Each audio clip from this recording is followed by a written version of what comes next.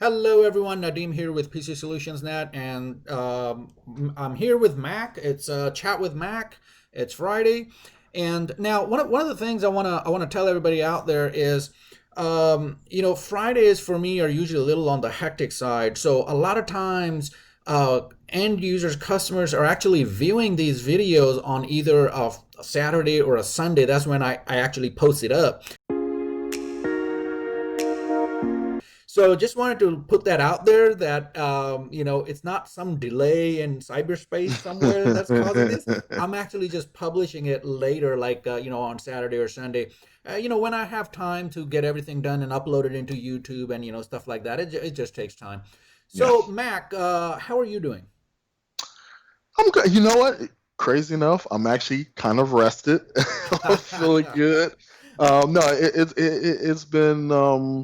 it's been good as far as the body side, and Right. even with the calls, I think people are just dealing with reality as it pertains to working from home. So it hasn't been as hectic. It's been a decent week. It's Yeah, been a well, decent week. that's Yeah. that's good because I'm noticing, as predicted, I guess, the influx of technical calls and requests has kind of tapered off, and it's on a downward slope now. Mm, And this is what we expected, what we anticipated. The initial bulk of it has been done. yeah. So now it's slowly going down. The number of requests and things like that. Just and I don't want to name any names, but so this virus thing, it is getting closer and closer to us. Finally, I have confirmation. At least one customer has a person test positive. They Yeah, they quarantined them, and they've been working from home and stuff, but it is getting closer to us. Wow. I mean, hopefully we'll get with the mask order and more precautions. Things will get better. Now, talking about viruses and security in general. Mac, you wanna get us started on? We have something special coming up. We do actually. Nadeem will be hosting a security webinar. He's going to talk a little bit more about that. As a matter of fact, I'm actually going to let him talk more about that right now, especially even though in what he said, as far as the number of calls and um, um, problem related IT issues are going down, unfortunately, the number of attacks have not declined. So Nadeem definitely wants to talk about that and tell him more about what you're going to be talking about there at the Magnolia Chamber of Commerce. Right. So good point, Mac. So yes, the requests, the technical support requests are going down, but we are seeing that the attacks are going up. That's on an Yes. uphill trajectory. Hmm. So the seminar, it's Greater Magnolia Parkway Chamber of Commerce. It's going to be called Security Breaches and How to Prevent Them. And basically, what we want to do is initially when we were talking about this, it was aimed at just the chamber members.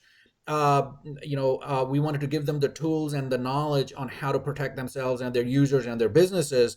But then we were able to talk to the management at the chambers, and we got approval that we can invite anybody and everybody. So I'm going to put this URL up on the screen. So if you go to bit.ly/ 3IOLCZ4. It's up on the screen, Mac. You can't see it, but users will be able to see it. Gotcha. So if you go to this URL, you'll be able to either register if you are a chamber member, or register just with your email address. You don't have to be a chamber member for this. There is no fee for this. It is virtual, and we're going to give you the tools to basically secure your business and take care of some of the threats that are specifically coming out now. So this is specifically related to COVID-19 related issues. There are a lot of new things that are happening in the marketplace. Yeah. And I know there are a few customers out there that don't get our training, our security training videos and that, they're not subscribed to that. So we will cover a lot of that in this seminar. It's going to be on July 21st. It's going to be 9 a.m. to 10:30 a.m., of course, Central Standard Time. So if you want to block out that little, 1.5 hours there on July 21, I think it will really benefit your organization. As far as security goes, one of the things I was thinking about it. A lot of companies out there, they don't have a plan. Right. So whether it's related to security, disaster recovery, or just user policy. What can users do on a machine? I've seen it in so many years I've been in this field. I've seen it where a company ends up having to pay a penalty because they let go of a person who was doing something uh, less than ideal using Mm-hmm. their company computer. And since the company did not have any policy in place, they did not have a leg to stand on. The user simply said, I didn't know I wasn't supposed to do this.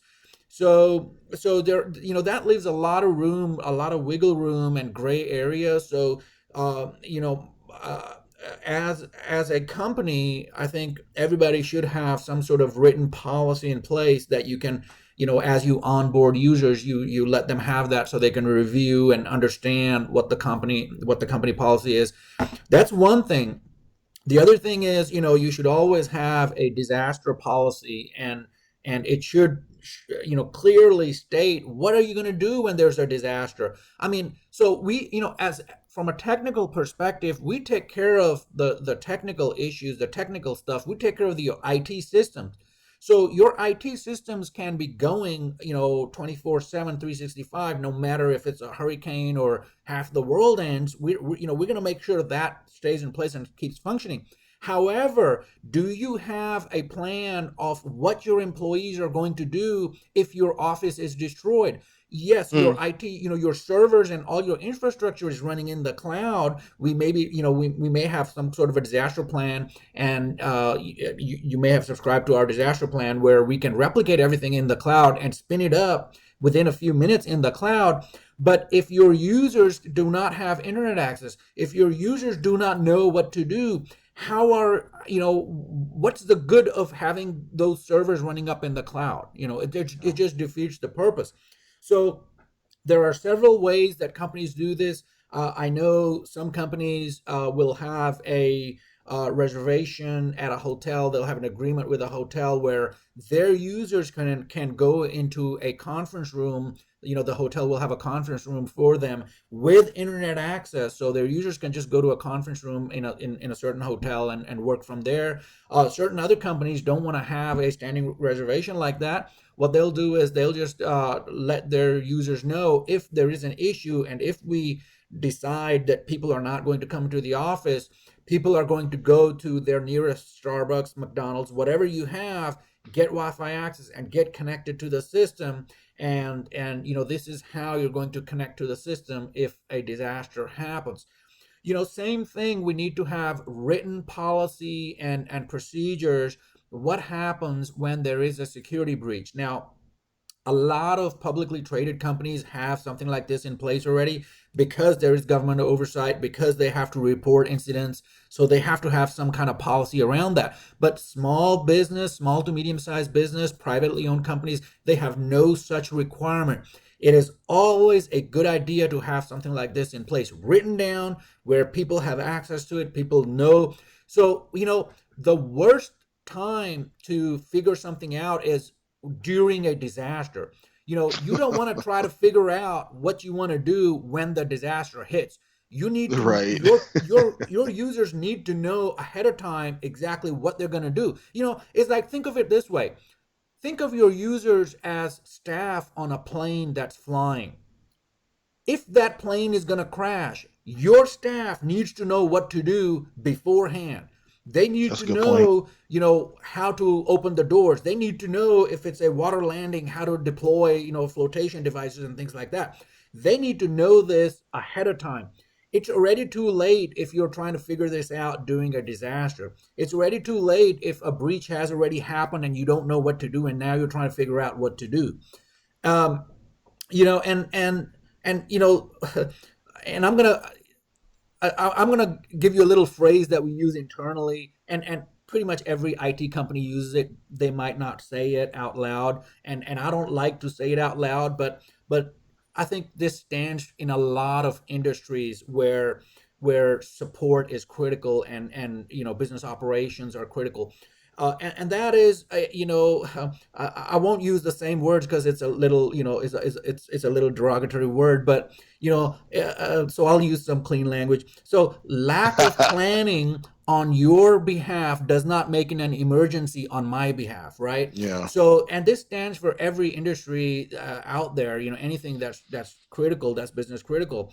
So all I'm saying is make sure that you plan, make sure you have a written plan, just like you have a business plan, which kind of directs your business which path to follow. You should have a disaster plan and you should have a security plan. Now, why do I bring this up? We have talked about disaster plans with customers before, and we have talked about all this before.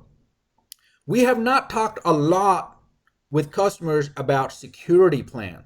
And Mm. disaster plan, it comes into play because customers already ask us, once we deploy our disaster services and systems, uh, and we show customers all that it does and how things work, then their next question is, well, do you have some kind of a sample disaster plan that we can use, or what do you recommend as far as us telling our users what to do? Security, nobody really asks us for it for a security plan. We have to reach out to customers and say, hey, do you have a written security plan in place? And I mean, I can almost guarantee that I don't think I have ever heard from a company, yes, we have a security plan in place.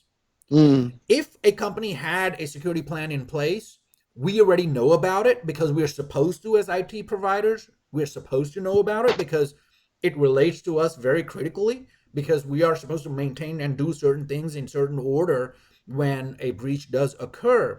So if we don't have this plan on behalf of a customer on our files, then that means the customer probably does not have a plan. And if we don't have this plan, if we don't know this plan, then I can guarantee you the your company users, your users don't have this plan either. So it's critical that you want to have something like this in place. And if you don't have a plan, I'm sure Matt can provide a sample. To email us back or call us, and we can send out a sample security policy plan that you can kind of edit a little bit and make it work as it makes sense in your organization. It's absolutely critical that we have something like this in place, so all your users know exactly what to do when something like this happens. Don't try to figure it out on the fly. That does not work, folks. That's a good point. You Yeah. have to have a plan in place. Just trying to do it by the seat of the pants, and it never works. So get a hard and fast plan in place. Practice it maybe a few times, and then it will be easier for your users when a critical issue does occur. Your users will know exactly what to do, and not everybody will be trying to get a hold of you when essentially it hits the fan, right? So and that's absolutely critical. And I think it's critical in pretty much anything, like anything in business, but it's more critical when it comes to IT systems, just because IT systems are the backbone of the company. Yep. Like only a few years ago, there were times when, customers would be like, okay, well, if our system goes down, no big deal. We're going to switch to paper processing like we used to do, and their users were trained on it. But now that is not an option anymore, because a lot of the processing and stuff gets done on these interconnected systems. So if something does happen, it's a revenue hit. I mean, it Mm. impacts your bottom line. Wow. It's like a lot of the retail customers that we have, one day of downtime, 1 hour of downtime can translate into a lot of dollars. That's a huge revenue loss. And with the way the pandemic is, not just the retail but every industry out there, everybody's kind of counting their pennies. I mean, you want to make sure and minimize impact of anything like this. So I urge everybody out there to, if you don't have a plan in place, to start working on it. Get a plan in place. We can get you some samples. You can, customize it, edit it, run it by your, legal, or if you have a lawyer or somebody, you can run it by them, make sure everything is good, and then you don't have to worry about it. Now you are pre-prepared for that disaster or that security breach, and everybody knows their part. They know what they're supposed to do when something like this happens. So I would say, go ahead and make sure that you have something like that implemented. And it should be a senior level management person, who should be controlling this. So let me put it this way: if you leave it to your regular staff, your regular people, like cashiers and people who are working day in and day out, if you leave it up to them to implement something like this, it's not going to happen. The sponsor of something like this has to be either, it has to be a C-level management. It has to be a C-level executive. The sponsorship has to be a C-level executive. That's where it needs to start, and then it kind of gets pushed out, down from there. If you try to put in charge, like let's say a manager at a store, or if it's a manufacturing plant, a superintendent of a warehouse, no, no, it's not going to get implemented. You need to have C-level buy-in on this for it to be successful. And then once it's done, once it's in place, you don't have to worry about it. It's people will know exactly what to do when stuff happens. And stuff is happening more as far as security goes now with this pandemic going on. I mean, not just the old tried and true methods of breaking in and hacking into machines, but we are seeing an uptick in new methods. we are A seeing lot of we are methods. seeing changes in Yeah. old methods. I mean, people are getting creative. So we have to be mindful of this, and we have to kind of figure out. Now, just the other day, and I won't say any names, but just the other day there was a company where one of their users fell for a hack, a typical hack, where you're supposed to go and get like Google Play cards or something. Anyway, it's a known old scam that a new user fell for, because the user has not attended any of their IT training, any of their security training, and they have security training. They have monthly training on board. So they had this training, but the user never took any of the training. Now, why didn't the user take this training? That that implementation, that execution of that policy for taking the training needs to come from C-level executive team. Mm. If it's anybody else, it just it gets bypassed. It never, you know, nobody has time for anything. It's one of my old sayings. I say, people probably know about this, but nobody has time for anything. Everybody prioritizes. So if it's not a priority, nobody's gonna have time for it. So make it a priority so people have time for it, and they find the time for it. And that's what it is. I mean, in this day and age, everybody's busy. Nobody has time for anything. I mean, it's like that new person that you just hired. They have time for nothing because they're so busy sitting on Facebook and chatting with their friends, right? It's a priority thing. It's not a time issue. It's a priority issue. So if that policy comes from C-level executives, all of a sudden it's a higher priority, and things will happen. Things will get done. Um, Now, and not to cut you off, Nadeem, just to kind of really piggyback off what he's been saying. We here have a few products that would actually help train your employees to look out for certain phishing attempts and things of that nature that unfortunately people they fall for. And so and it's great he brings that up because we've been seeing with a lot of companies when this happened, when COVID happened, and everyone kind of like it'll pass, it'll be okay, and then all of a sudden now companies are caught with their pants down, for lack of a better term, and they're scrambling now. If, like Nadeem said, if they had a plan, and granted, yeah, this came out of nowhere, but if they had a plan, a lot of companies probably would have been in a lot better shape than they are, than they were before. Now they're coming through it, Right. but we saw it. A lot of companies just did not have Yeah. any contingency plans for a lot of what was going on. Yeah, and I hear this. I mean, so there's been, and it's not just. I mean, so the attacks, they're one thing to fish a user and get a user to do something. Basically con some money out of them, right? But it's another thing that's happening that I'm seeing is also a little uptick in attacks against systems. Yeah. And what I mean, just to give you an example, like let's say you have a security system in place.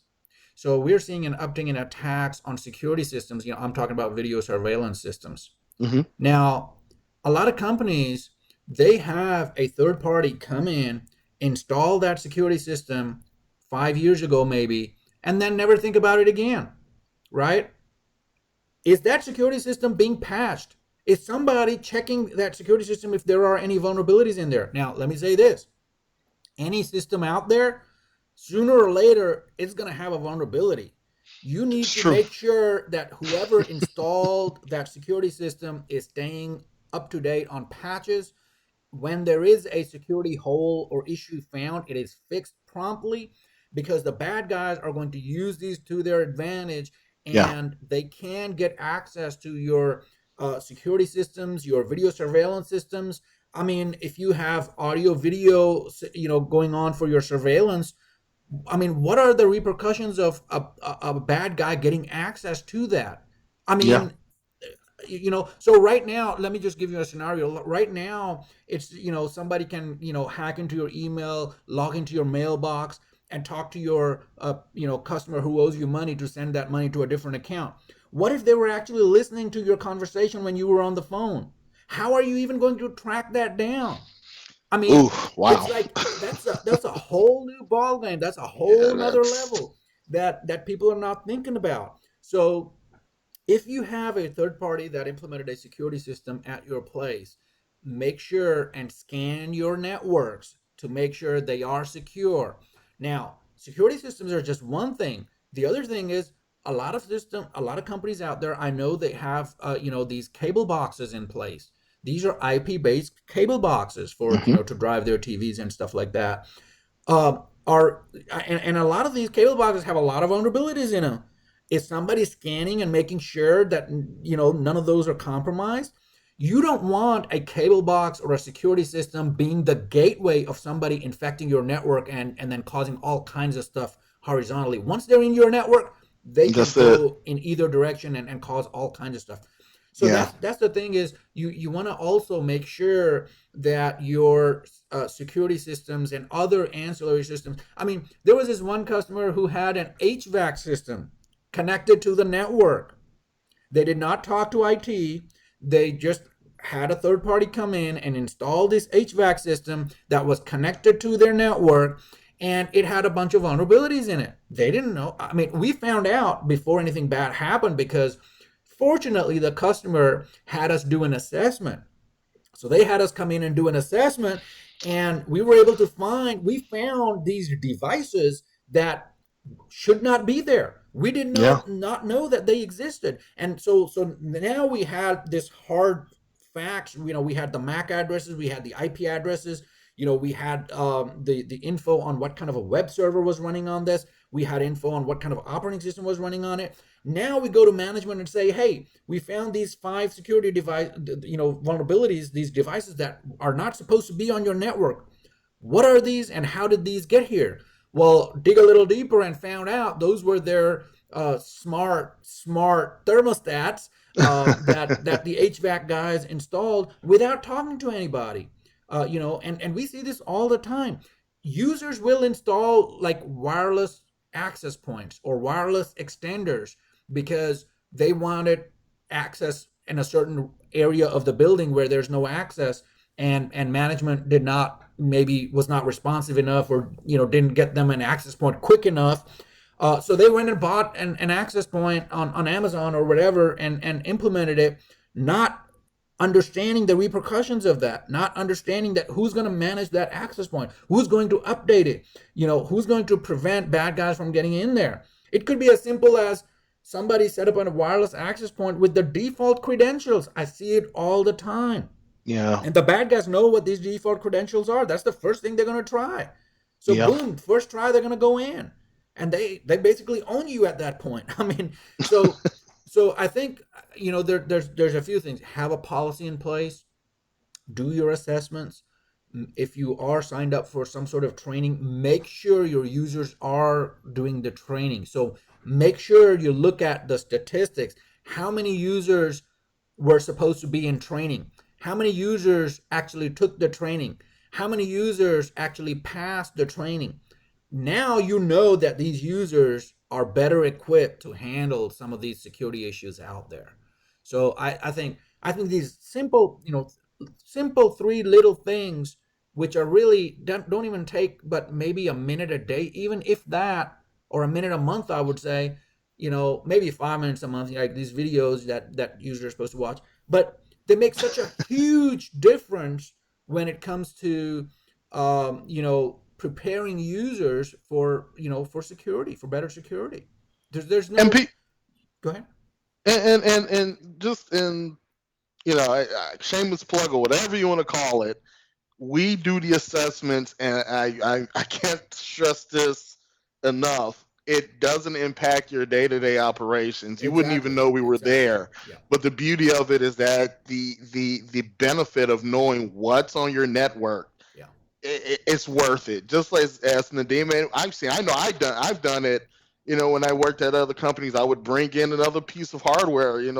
Maybe a little hard drive because I'm working and I wanted to watch movies or whatever the case may be. You just don't know, especially if it's a medium-sized business, and it's just great to say, hey, let's see what's on here and let's see where we're caught wide open, and let's see how we can fix it, and we can do that for you. Right. And a lot of times it's not even intentional on the user's behalf. I mean, they just don't That's true. know, right? And the thing is that, no matter who you choose to do the assessment, like when we do the assessment, we use a third party tool to do the assessment because we don't want to have our own tool doing assessing ourselves. Now, one of the questions that I get, and I've gotten this a few times, is, we recommend doing an assessment to a customer, an existing customer, and the owner, or the CEO or the president will come back to us and say, but Nadim, you guys are doing such a great job managing our network, we don't need that assessment, we trust you. It's not a matter of trust. It's not that Right. we're not doing a good job, and it's not that your IT guys are not doing a good job. It's what your users are doing and what they're doing unknowingly. It's as simple as, let's say, one of the users who works in your warehouse, and he got this internet based music player. Simple as that. I mean, what's the harm in that? The poor guy just wants to listen to music while he's working, and maybe he's a hard worker. He works 12 hours a day. He just wants some music, Yeah. and unknowingly, he is putting the entire network of your company at risk by bringing in that internet based music player. Yeah. It happens. And that's what the assessment is there for. It will find out, it will sniff out devices that you may not even know exist. I've had issues, security holes in refrigerators. Of all things, refrigerators, Refrigerators. those smart fridges, Ah, they have yes. those little Android like tablets on there. Yeah. And are you scanning them? Are you sure they're secure? I mean, have you updated it ever? That's a good A lot of point. times companies don't mess with it. They don't update it. And usually it's running some old version of Android, Yeah. and it's got a bunch of vulnerabilities. Nobody thinks twice about it. I I mean, think actually the greatest example of that, without naming a company, without saying the actual name, is a company that was providing a wireless. it was like a wireless surveillance system, and they were putting them in the rooms, they were putting them in the front doors, and guys were actually hacking into them and looking inside the houses and all of that. And they finally came up with a patch for that, but it was like, wow, really? Yeah, yeah, and that wasn't even at the enterprise level, right? So that was in the consumer marketplace that was Hmm. happening, Yep. and I mean, it's just, look, like I say, if you cannot measure something, you cannot control it. That's The first true. thing is measure it, and then you can control it. Once you have some hard data, what devices are on your network? Are they supposed to be there? Yes or no? Then you can control them. Then you can go back to whoever installed that device and say, hey, your company installed these devices. These devices are not secure. These are the vulnerabilities in these devices. I need you to update the firmware on all these devices. We've Yep. seen old copiers that are vulnerable, that have vulnerable firmware in them. We've seen old scanners that have vulnerable firmware in them, because the copier and the printing guys, when they come in and they install these devices in your office, they install it and they wipe their hands and they're done. They're out of there. They don't want to come back to your place anymore, because every trip costs them money. So Yep. they're not going to come in, they're not going to connect remotely and update the firmware on these devices. Somebody needs to tell them to do so. Somebody needs to tell them, hey, our contract says that you are going to be in charge of applying updates. Are you applying updates? They may say yes. I mean, who's going to say no, I'm not? I'm not keeping my end of the bargain up, right? Nobody's going to say that. So if they say yes, we are, then you can show them the assessment report. No, you're not. This is running Android, 1.0. Hey, this is not current. There's a bunch of these vulnerabilities in this system. So so yeah, it is very important to do that. And I don't want to take too much of your time. I mean, I think we're beating a dead horse. I mean, Yeah, the I stuff don't that know. the stuff that we're talking about, this has been hashed out over years. We shouldn't even be having this conversation.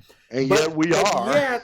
yet I see so many companies vulnerable in so many ways, and still the owners sleep very nicely at night, and it's like, I stay up at night thinking about this stuff, but the owners don't. They sleep very well.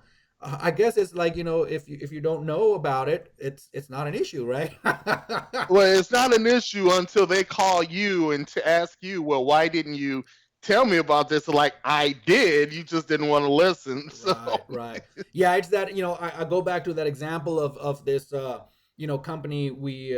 Yeah, I wonder if they're still in business. But anyway, so this company where we recommended a backup system, a cloud-based backup system, and they didn't want to do it. They were just fine with somebody physically every day replacing, swapping out, these external hard drives, portable hard drives. And they were perfectly fine with that, until one day, some people broke in, and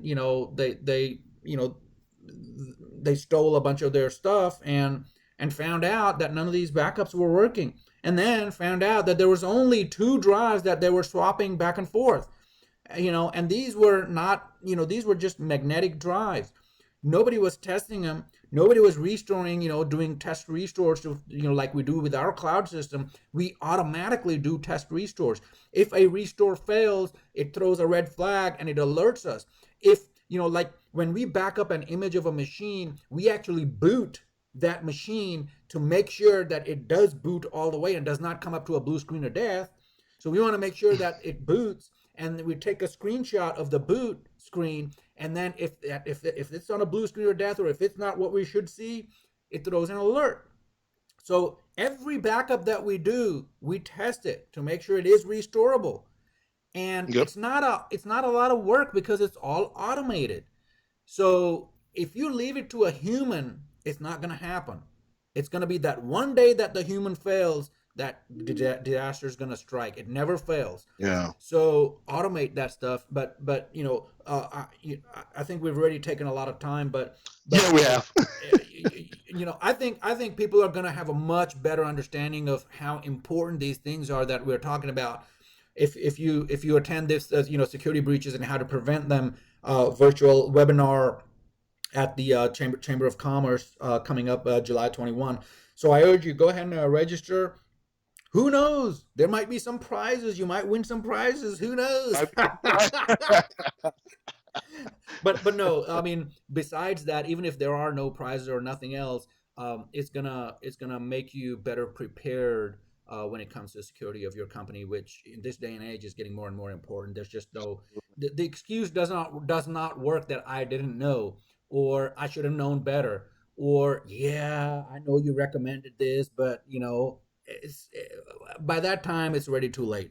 It's pretty Um, much like, but yeah. but anyway, so Mac, you have a good day, and everybody out there, you have a great day. Now I know in Harris County and in Houston, some of these COVID cases are kind of skyrocketing and stuff. So everybody be safe out there. Please be And safe. I know we can control this thing. I mean, I know we have the resources to do it, and we have the mentality to do it. So we just got to be smart about it. So Yep. have a good day, everybody, and we'll see you next week. See you guys. Oh, and before I forget, hey, tomorrow is July 4th, so happy July 4th too. Happy Independence Day, everyone. Bye bye. Bye.